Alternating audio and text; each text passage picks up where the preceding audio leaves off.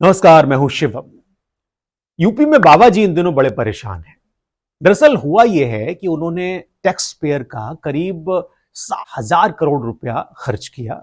यह सोचकर खर्च किया कि वो कमाल कर देंगे, यह सोचकर खर्च किया कि अजूबा हो जाएगा, लेकिन हो गया उलट पुलट। कैसे हुआ यह सब, पूरी कहानी समझने की कोशिश करते हैं।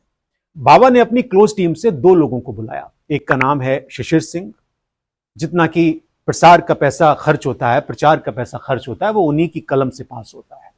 और दूसरे हैं मृत्युंजय सिंह, ये बाबा जी के सलाहकार हैं।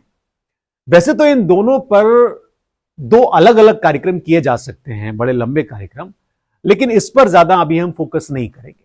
अभी हम फोकस करेंगे कि कैसे बाबा जी का दांव उल्टा पड़ा।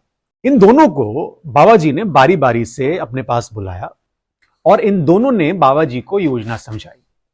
यह समय वही था, लोकसभा चुनाव के बाद का समय, जुलाई के आसपास का। आप जानते हैं कि लोकसभा चुनाव के नतीजे आने के बाद जुलाई में बड़ा बीजेपी यूपी में हंगामा मचा हुआ था और इसी हल्ले के बीच ये दोनों अफसर बाबा जी के पास पहुंचे और ये भरोसा दिलाया इन दोनों अफसरों ने बाबा जी को कि हम कुछ बड़ा खेल कर सकते हैं, कुछ बड़ा कर सकते हैं। कई राउंड की बैठकें हुई और बैठकों के बाद इस खेल की योजना बनाई गई और सभी लोगों को जिम्मेदारी भी बांट दी गई। सबको बता दिया गया कि आपको फला काम करना है, आपको फला काम करना है। यह तय हुआ कि देश दुनिया में बाबा जी की इमेज को चमकाना है और ब्रांड मोदी की तरह ब्रांड बाबा बनाना है। बाबा भी मन ही मन खुश थे, वो भी प्रफुल्लित थे। उन्हें लगा कि इस वित्त वर्ष में जो कुछ भी हुआ हुआ, लेकिन यह वित्त वर्ष खत्म होते होते सब कुछ कंट्रोल में होगा और जो पार्टी के लोग हाईकमान के प्यादे बनकर काम कर रहे हैं उनके खिलाफ, उनका भी काम लगा दिया जाएगा। ये बाबा जी ने योजना बनाई। सब कुछ योजना के मुताबिक चल रहा था और सब कुछ योजना के मुताबिक हुआ। शुरू में बड़े बड़े लोगों को निमंत्रण भेजे गए, प्रचार प्रसार के लिए सुंदर सुंदर इन्फ्लुएंसर बुलाए गए और इन सबको प्रयागराज में अच्छे अच्छे तंबुओं में ठिकाना बनाया गया। बाबा को चमकाने का प्रोजेक्ट लॉन्च कर दिया गया। अब जब बाबा की टीम तन मन से लगी हुई थी तो मोदी जी भी क्या करते, उन्हें भी बाबा जी की तारीफ करनी पड़ी, बाबा जी की तारीफ में कसीदे पढ़ने पड़े। बाबा जी और खुश हुए।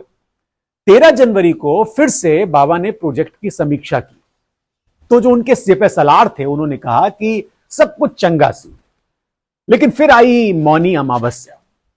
पता नहीं कहां से रात के 2 बजे ये आपदा टूट पड़ी, सब तहस नहस हो गया। खबर तो यह भी आई कि बाबा उसके बाद 2-3 रातों तक सोए नहीं और इन दोनों को खूब रेला बाबा जी ने। वो इतने परेशान हुए कि उन्होंने दिल्ली में बड़े वाले साहब को फोन किया, लेकिन वो भी उन्हें छिड़क दिए, उनसे बात नहीं किया, कई फोन नहीं उठाए, ऐसी भी खबरें आई।